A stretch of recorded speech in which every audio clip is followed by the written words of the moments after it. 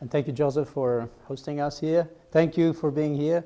One of the qualities of this dragon energy is to bend time. So we can bend time and put all the slides together. So I was, as Michael said, I was trained in the East. So I studied medicine, Western medicine in India. And there I also learned Ayurveda. And then after the course of study, which is a BAMS, then I met people that were teaching acupuncture and Chinese medicine in Jinan. Jinan is the capital of Shandong, where important people were born, like Kunzi, Confucius, for instance, and Sunzi, the art of war. So it's a prolific province, and there I learned Chinese medicine and acupuncture, and I still teach it in the institutes in Italy, where we do electroacupuncture, acupuncture, Chinese medicine. But we mix both, because I'm a clinician. All I do in my day is to see patients, and then I do research as well. So I'll tell you about the research in a minute. Everything we'll see is based on what our masters did before us. So we're standing on the shoulders of giants and the free thinkers of the past. And in Italy, we also have a very specific period, which is Renaissance. This is the time when they realized they had to go back in time. And there was a very peculiar time in our evolution, because the intelligent scientist of the moment realized that going forward is not always good. That's the bias of recency. The recency bias is the more we go towards modernity, the better. And it's not true. So we're here today also to go back. From Renaissance scientists to modern scientists, there was a motto, and the motto is try and retry and try again. So cimento means to apply and to do. Just as Dan put it perfectly, you need to practice. Everything that makes perfect is through practice. So ancient wisdom will tell us what to do, but we need to do it and study it. As a scientist, for instance, we do our experiments more and more times until it sometimes becomes boring. So when I do scientific experiments, I test patients, and we're there, maybe in a clinic, and we do that for days and days and days, but until gold comes, and that is the scientific discovery. What you did before, thank you then, because I know the topic, I know the I Ching, and the way you put it, the idea of being out of your head is also a topic of today. You see here Buddhism, Jainism, Taoism, 600 BC is pretty much is it correct? Yeah, not. Yeah, 1000. Tengrism, which is shamanism, and then Bön. If you study the Bön tradition, they say the Miwoche, the founder, started this type of internal shamanism 18,000 years ago. This is the Indo River Valley. I think you know this symbol. This is the pranava. This is the symbol that represents the creation. The moment when everything was created, as scientists say, like call it the Big Bang, was associated with a sound. And that sound is the pranava, the Om. When you go to India and you chant 108 times the Om, which they made us do every morning, this is why I remember it. At 4 o'clock you wake up, and then you go into the circle, and then you have 100 times Om. This room like this will resonate, and then you have a memory of the sound of creation, because every creation is preceded by sound.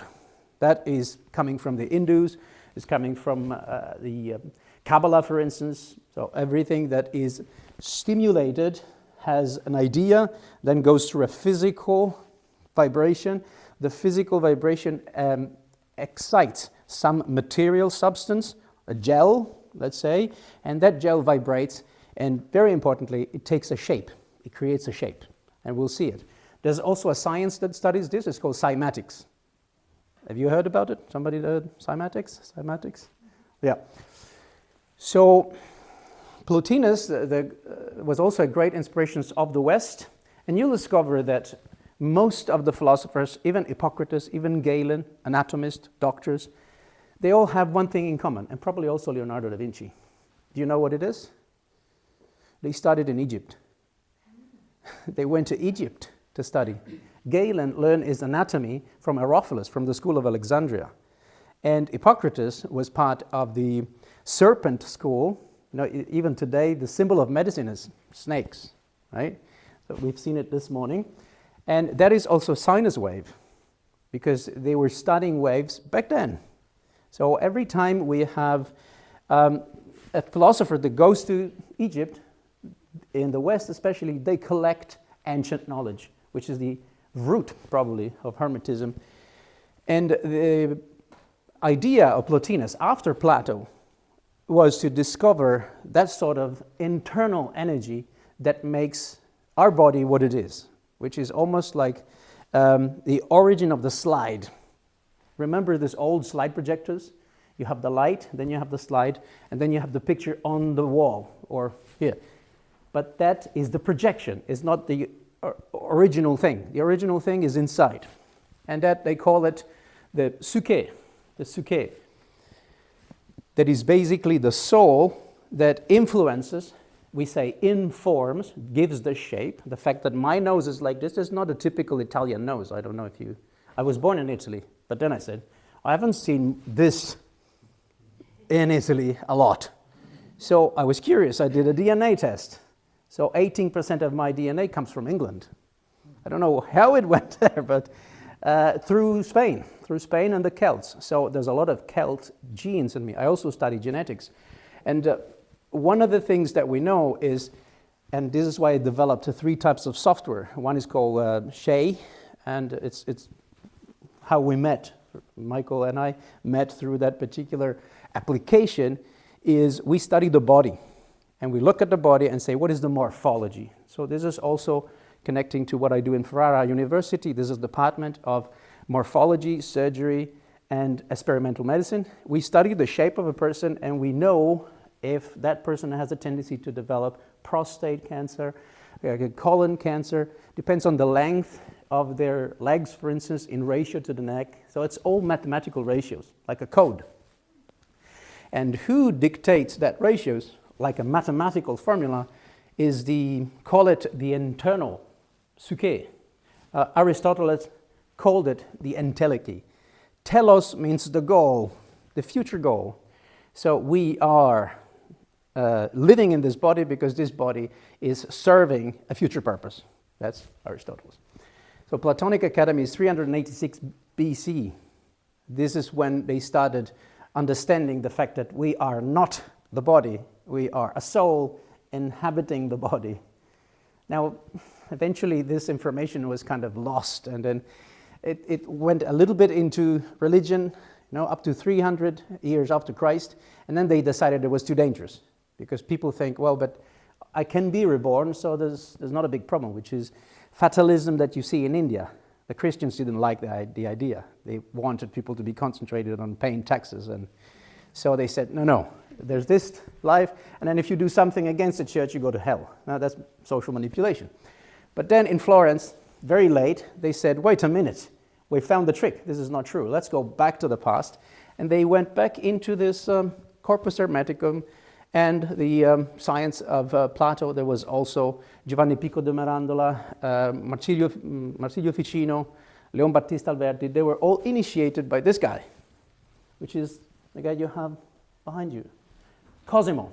His name was not casual. It was just not a name like this. Cosimo means cosmos. Cosmos means able to understand the world. So this is why he founded Florentine art. He was the patron of art and sciences. And so the rebirth of the ancient sciences happened in 1462 or 1450 with the help of their money as well, because they were bankers. The Medici were bankers. They had the money to sustain sciences. And they also revisited mathematics applied to shape, and shape applied to vibration.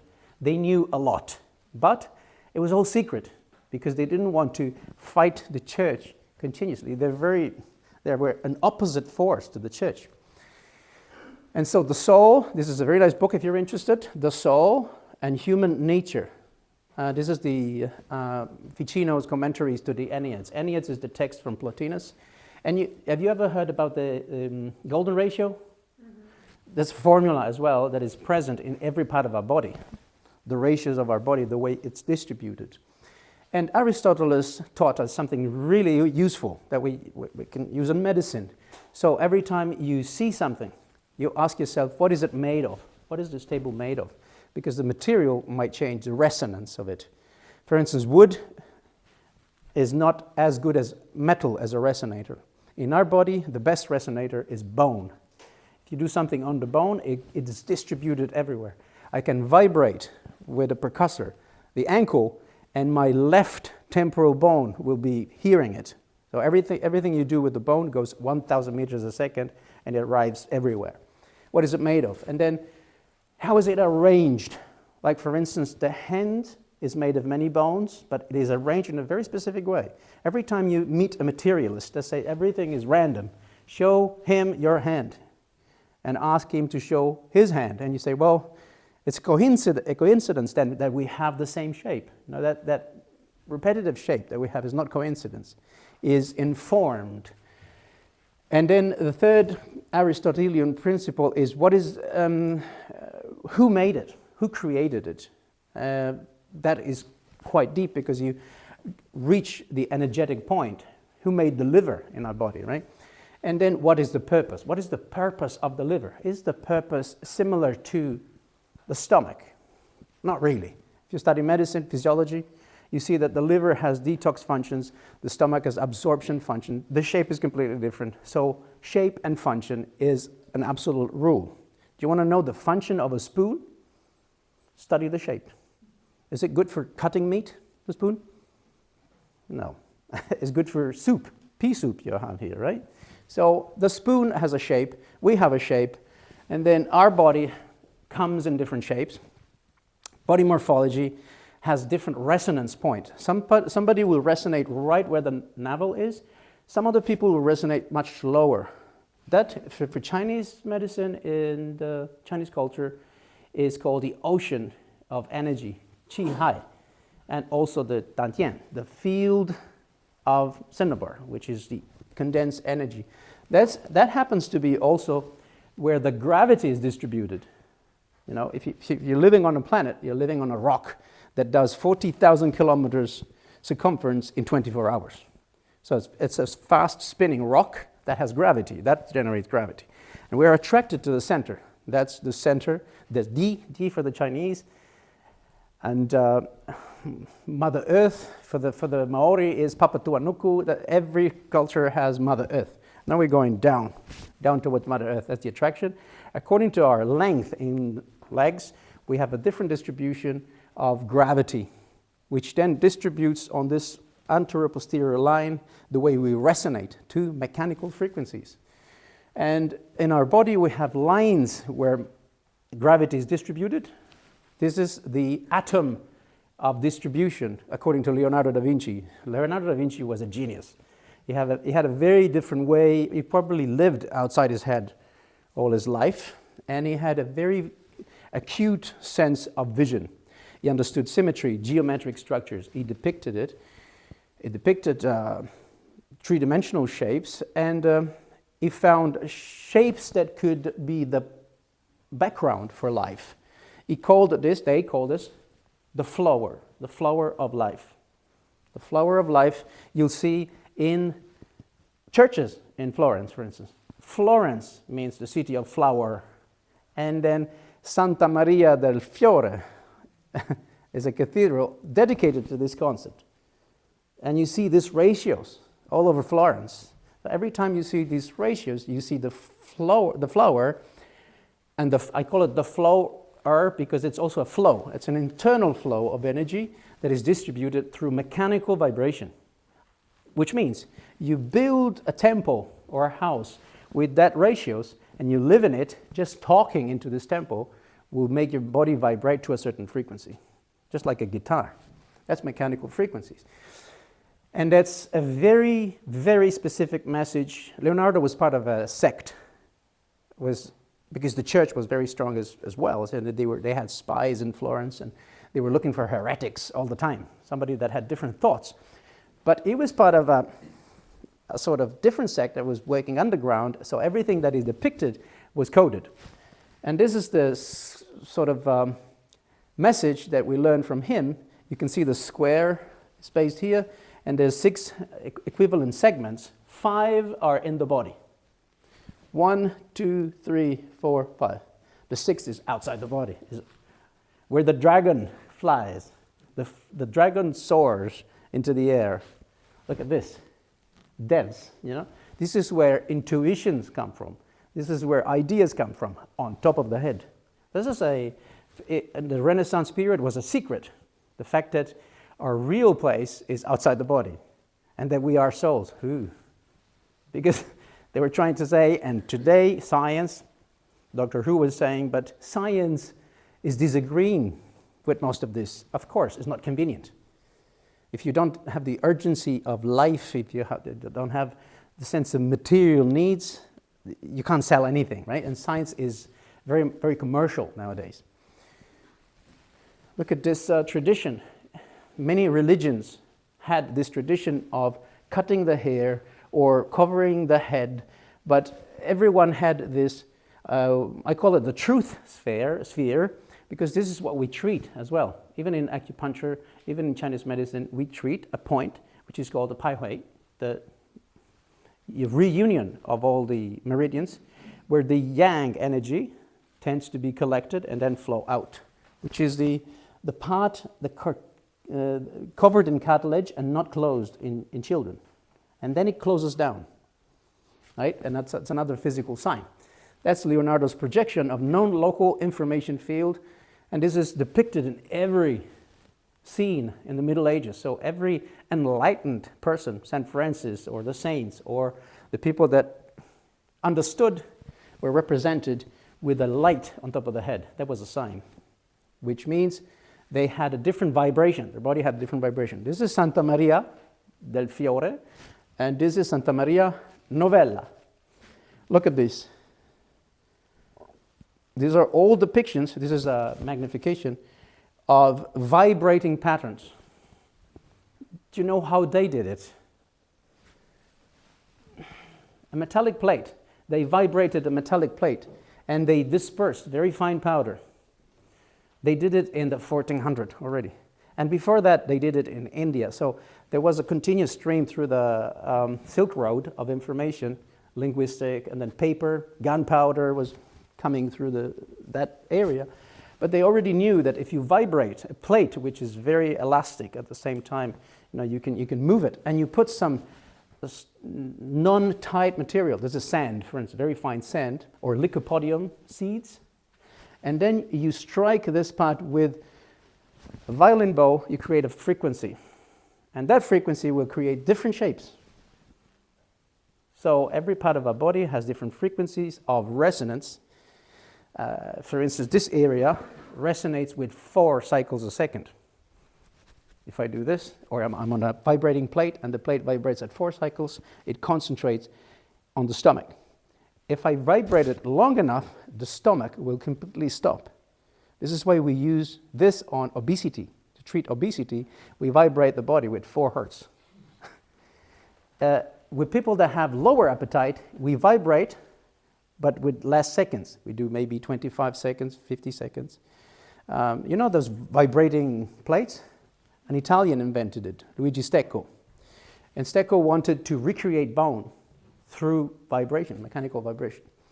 This is an article I wrote that is remodeling connective tissue through vibration.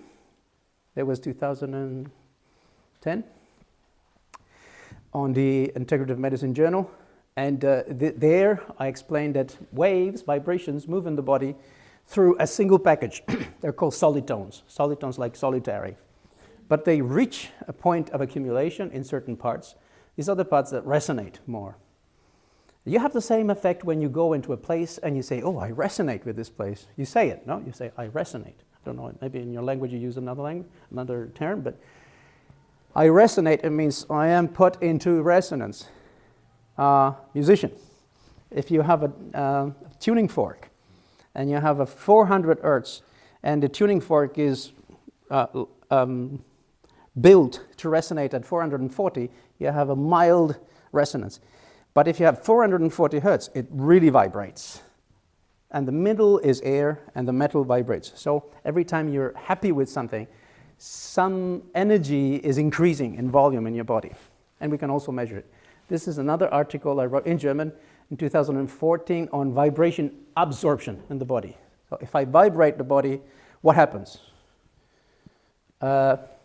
This is all the absorption, and there's also a difference in genders. Women absorb frequencies in a different way. They have a different electrical resistance and a different density of both bones and muscles. So you need to know the gender, height, how tall they are, and then you apply a frequency, and you can vibrate the head, you can vibrate the eyes, you can vibrate the shoulder, and you see this is the impedance. Impedance means how much opposition you have from the tissues. It's all a calculation. For instance, the head vibrates at 20 hertz. The spine vibrates at 10 hertz. I take 10 hertz, and this area, you know, when you feel something is good or bad, you have a gut feeling, which is generally a stomach, because your brain and your cerebellum will send a message to your body, which is intuition, at 4 hertz. And then something will happen in your stomach. You say, oh, that's not good. Or, as I like it very much. That intuition happens at 4 hertz, which is theta. 5 hertz is over the shoulders here, this area. So every part of the body vibrates at a specific absorption frequency. And Corey is not here? Corey? No. Corey today was showing the books, and he was showing this picture here. The tuning. Did you see this in the book room? The tuning is basically our spine. Everything you do, when Dan was doing this position, this is called isometric contraction. In Qigong and in many practices that I saw in China, in Shaolin, for instance, they do mapu, they do the horse position, and this is the stay. They're not isotonic or isokinetic contraction. They're isometric. They stay. What happens? A vibration is built inside, and it grows and grows. So everything that you do standing in that position creates internal vibration, isometric vibration. If you do it perfectly, you generate this, 10 hertz. So your body vibrates 10 times per second, which is approximately the same vibration of our planet, which is 7.8, 7.5 accordingly, because if you divide speed of light divided by the circumference of the planet, 40,000 kilometers, you have this number, which means a photon goes around our planet 7.5, 7.8 times in a second, in 1 second, right? So do we have a frequency to connect with our planet? Yes. If we want to speak to our mother, we have theta range, so 7 and below, and then we can speak to our mother. Our mother has a voice, and this is the Shekinah. The ancient Kabbalian experts told us that we are covered in a sheet. That sheet is a sort of magnetic structure, a blanket that covers our planet and defends us from the super yang. In Chinese, the sun is called the big yang, the Tai Yang. Without a magnetosphere, we'll be burnt in a few seconds. But this is the yin part that protects us. And that's changing. Dan was saying, can I say Dan? Dan was saying, because I like it because it's Dan, like yes. It's changing. You see declination in degrees east from 1600 towards now. And you can see that the poles move, the magnetic momentum moves. Our planet is in constant change, and this is the network, but it influences our brain. It also influences our immune system. So when we have the solar maxima, when the sun is really yang, we have a peak of autoimmune diseases like lupus, autoimmune arthritis, because there's too much energy and our body cannot, many bodies cannot eliminate the excess of energy, so the hyperreactivity becomes autoimmune disease. Our body is sensitive to magnetic fields with this range. Every time you see this number, M, there's an M here, microtesla. Here, if I take a geomagnetometer, there's probably 30 microtesla. You can download it on apps. You stand 30 microtesla, 50 microtesla. In temples, in very important places, 150 microteslas. So the geomagnetic influence is what the Feng Shui experts call the rings of the dragons. And they say the dragon is underneath the earth, sometimes comes up. And this is where Feng Shui experts,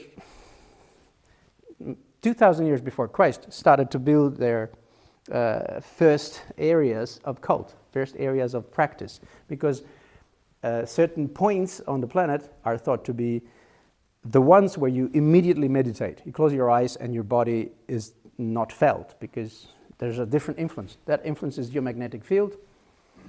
This is our team. This is Valerio. This is Dr. Greco. This is Professor Abram Libov. And we've been studying this for many, many years. Now it's probably 25 years. This phenomenon is called ion cyclotron resonance again, which means there's a field, the vertical field that comes up. We were talking about vertical circles. Your father used this term, Joseph. Yeah, vertical circle. That's the energy coming out of the planet, almost like the voice of the tune of our Mother Earth. But we also have a vibration, which is given by our heart mainly. This is the pump of energy. The strongest field in our body, electrically speaking, is generated by the heart. They interact, the two interact. And when they interact, they have AC electric field and DC. AC is pulsed, alternated. DC is what comes from the earth. We mix it in a cross. And all the ions in our body start doing this. They spin. And they move around. So I can take Matt, put a frequency, and change the cyclotron resonance, so the motion of ions in our body, with a simple magnetic field. Ion cyclotron resonance, geomagnetic strategy for living system, that's this guy here, Abram Libov. And he was our teacher. He was the one that said, look, you can try it with treating diseases. We started, and we had wonderful results.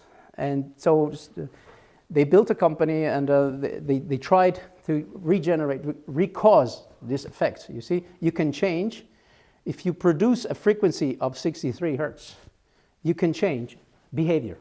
You can make a rat more aggressive or less aggressive in 20 minutes if you expose. I use this therapy especially for kids and adolescents because they're quite responsive to geomagnetic fields. This morning, they called me. Yesterday I was speaking about depression and these kids that tried to commit suicide. And I do one session, and we remap, we restructure the brain completely. One session is about 1.5 hours, which means if you give the right impulse, you reformat the brain.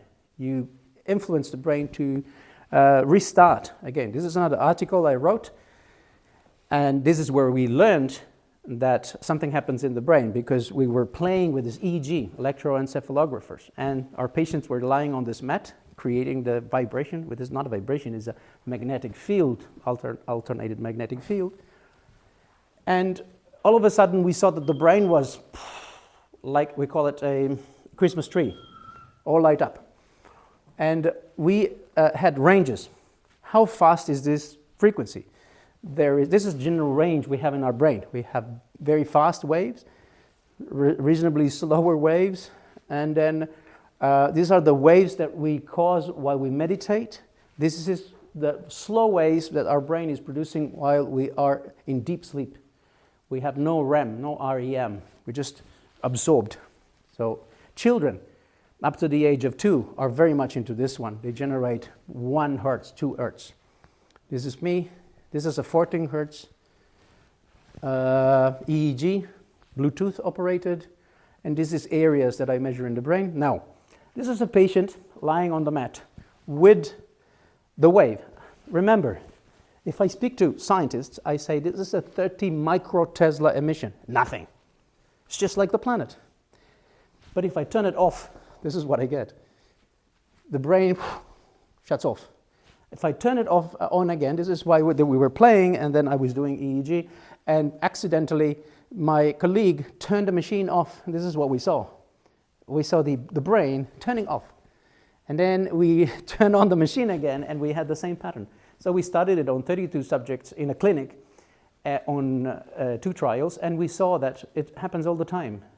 We turn off the machine, and then the brain is not stimulated, but only on a specific frequency. We tried this frequency, the 14 hertz, nothing. The 12 hertz, nothing. We went through all the frequencies. This one was the theta. So between 4 and 8 hertz, the brain responds and says, what? What is it going on? What are you telling me? Is interested and reacting. So non-focused, because we don't put it on the head, we put it on the body, but the brain reacts. Most importantly, this is the attention curve, the red one. This is the non-focalized. We turn it off, and then attention and lack of attention are mixed. So we're not in a meditative state. We turn it on, and attention is separated. So we're using it for ADHD now. And it's just a magnetic field of a very low intensity, almost homeopathic. Then we published another article. I was abroad, so I just collaborated with the research. I'm not in the paper, but we did, Greco and De Stefani did the study with heart rate variability, and we did the alpha setup. We studied which frequency was good for depression. This is a depressed brain, by the way. No chi. What is depression, you know? No chi in the brain. How do I measure chi? Activity. What kind of activity? In this case, is a PET. So positron emission technology that shows us metabolic activity. How do we know? We mark the molecule with sugar. And then we see that it's absorbed and there's a lot of electrical energy. This is a non-depressed patient in a resting state. So there's no movie there. There's no activity is performing. It's just in a resting state, but full of energy. This is depressed. So some areas have energy, but the rest is blue. That's Pisa, University of Pisa. And we discovered which type of frequencies were good to treat depression, and we started. And we had clinical case. And then my colleagues are also working 14 hours a day, so we're all kind of pragmatic people. And then they produced the article. We put the band in depression. We put that magnetic stimulation, not in the body. We put it on the head, but a little bit outside the head. This idea came because living in India, then in the midterm of school, I went to the north where Tibetans are, and I got acquainted with their philosophy. I met the Dalai Lama. They were doing the Kala Chakra initiation. At the time, it was many years ago, there was only 2 Westerners. It was me and Richard Gere. Everybody knows Richard Gere.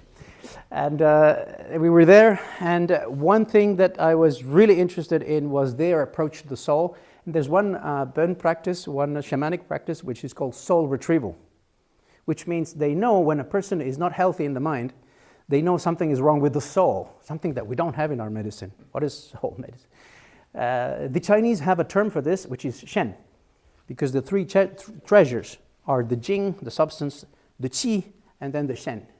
Shen is the spirit, we might call it. You need to call it back. How do you call it back? With the sound of, with a specific sound. You say, come back. That's 10 hertz, basically. This one's. The frequencies around, you know, there's around alpha, 10, 11, 12. So when you call it, it basically reuniting the spirit with the body, and the body has a way to adjust it. And that's not theory. We're doing it. Now, this morning, they sent me a message. This girl came from Frankfurt, and she was completely depressed. She tried to kill herself twice. Luckily, one time, she ingested homeopathics, thinking it was medicine, so it was harmless. But another time, she ingested drugs. So they brought this girl. I treated her for 1.5 hours with this protocol, and they sent me a message. She changed completely. Before, she used to cut herself. She was shaving her head. Now she's looking healthier. And it was one session. So you can call it soul retrieval. You can call it resynchronization, brain synchronization. But that's what we did. That's alpha. It's not a new thing. The Ptolemy observed that watching a flickering sunlight through the spokes of a spinning wheel you can have a sort of euphoric effect. That's 200, in the year 200. They already knew it. You can also use it in hypnosis. The pendulum, you go into alpha, and alpha adjusts that sort of brain function to body that then makes that commanding entity go back. That's 10 hertz again. You can put a 10 hertz emitter at a specific frequency. What you'll notice, bees will be attracted to that. A swarm of bees will arrive, 10 hertz. It's almost like the call of nature. And this is why when you meditate, you attract that sort of, especially if I can do an EEG and see that you're generating alpha waves, you can also visualize things because alpha start here, start in the occipital lobe. They start from the back, alpha rhythm, and they go towards the front. But our brain is made in a specific way that these areas here are not controlling sensations or feelings, they're controlling ideas. So whenever you have a doubt, self-doubt, or you're thinking, it's taking too long, or it's taking, these two parts are controlling. So the self-criticism comes from here. Anglo-Saxon population said, we have a trick. We drink. The frontal cortex. Yeah, frontal cortex. When you drink, the frontal cortex is somewhere else, and we're all closer. We speak closer to one another. Because the frontal cortex is inhibited. That's what alcohol does. This is why it helps socialization. But the point is to analyze these waves and to know what they do. When my body is like a guitar, when my body is generating 10 hertz, what does it mean? And then we went and dissected this alpha, and we found that 8 hertz is typical of people that are friendly, chatting, but also a bit impulsive, energetic. Italians are all immediate. 9.5 is also in the alpha, but it's less energetic. It's peaceful and reliable. So if you do an EEG for HR, human resources, you do an EEG, you know if that person can do that job or not with one EEG. And I did the same on 100 young students in UCLA. Dario Nardi, were you there when we spoke about Dario Nardi? UCLA. They were kind enough to allow the testing, and I did the testing day and night, and we noticed that there is a composite function of the alpha. 10.5 is typical of people that are worried. They worry about disturbing others, their personal space. So we can use EEG, the frequency, the sound of the person, to actually know who they are emotionally. Alpha is emotion. Alpha is mainly emotions. And 12 waves per second is less happy and more open, but at the same time it goes towards the concentrating frequencies, the beta. We also noticed that 10 has to do with memory. Trauma is memory. If you have a trauma from childhood, whatever trauma, and you are in that alpha space for quite a while, you delete it. The trauma is associated with nothingness. The same thing that Shapiro did with the eyes. Did you know EMDR? EMDR is a technique where you're recalling the negative experience. Well, then you go into alpha. Everything you do with your eyes, left and right, or where you open and close, or when you open and close for more seconds. Now, if I had an EEG, my alpha waves would be very big. So this is why when you meditate, you just exhale, the controlled breathing. That's chi and prana, controlled breathing. You have a posture. I think, as Dan was putting it, standing is better than sitting in meditation, because sitting, especially for us, means to relax too much. So if we stand and we close our eyes, maybe hands have a specific. There's another topic, that's mudra. Mudra is how we coordinate the fingers, and that is the map in our brain. But basically, we cause this. We create a sort of device that deletes everything. It also deletes bad memories. If you have good memories, they might come up. But first, you have to eliminate the bad ones. Eyes open, eyes closed. You close your eyes, alpha get big. Now, alpha are also associated with pain. So when I do acupuncture, I ask the person not to close their eyes. Don't do the, okay, now I'm ready, because you're more sensitive to pain. You're more sensitive to everything. You become hypersensitive. And then we continued the studies with Francesco Crescentini wrote this article on autistic children, and we started the same thing. I started with 10 in Italy, then we did 15 in Canada, and this is the last one I published. Greco is also a director of a clinic. I am a main researcher in this article, and Chiara was the psychologist that did all the studies. So effects of low-frequency electromagnetic field on autistic children. Now, you can come up with all explanation you want about autism, but if we put it in the realm of the topic we're treating, the topic we're discussing, it's the soul that is not really controlling the body. So I'm looking for methods to call it back. And so we proposed something, the Institute was ready, and they adopted the method. This is the machine, this is the bed, and the therapy is called ion cyclotron resonance therapy, and we're applying it on autism. Now, with autistic children, you have a prompt response because there is less mind. First of all, they're children. Second, they're autistic. So this is the improvement after therapy. This is pre-test, and this is the post-test. We use different metrics. This one is called the Peabody Picture Vocabulary Test, number 4, and these are all the improvements. So it's reduction of anxiety, reduction of linguistic problems, and so on. So we have good results. And we learned a lesson. The lesson is we need to understand electromagnetism. We need to understand that we live on a planet, and the planet is trying to tell us something. There's a bridge. The Chinese say, 天完地方, which means the sky. Tian is very important for ancient culture, even for Turks and Tibetans. It means what happens right there in the cosmos. But it's difficult to compute. It's like a circle with many angles, infinite angles. But the Earth is square, which means it's here, it's pragmatic. And from Earth, from the center of Earth, comes a field which we can measure. It's approximately 30 microtesla. We know the intensity. We know it's a direct emission. It's not pulsating. It is, but only in intensity and very slow. It depends on ionosphere, the sun, and so on. Now, there was a question about the 13 moons this morning. Yeah, 13 moons. 13 moons? 13 moons? Yeah, yeah. Now we have, Dan spoke about the calculation, the reckoning of time, and the I Ching is also called the Book of the Moon. We have 64 hexagrams.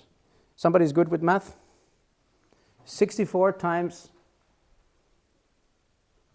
6. 384. How many lines there are in the Book of Change, which is the original book? If you really want to study only one book in your life, is what Dan said. Nobody knows what the original is. Yeah, the most important book you'll ever read in your life is the I Ching, is the Book of Changes. The only permanent thing is change. Pantarei Heraclitus said, everything changes, everything mutates, but it mutates in a period. We have 384 changes. Now, if we divide this by 13, I tell you because I know. So 384 divided by 13, which is the times we have a change in the moon during the year, is 29.5, which is the days required for every moon to be in the same phase.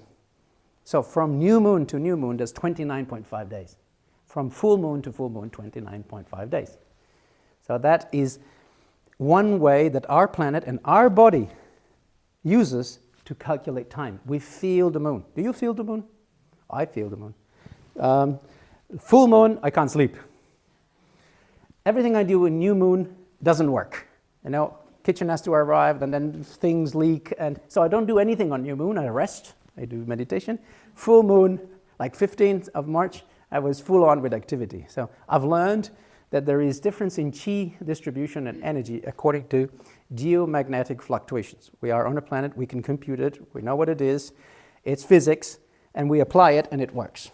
So this is the merging of science and wisdom, and I wanted to give you an example. Thank you very much.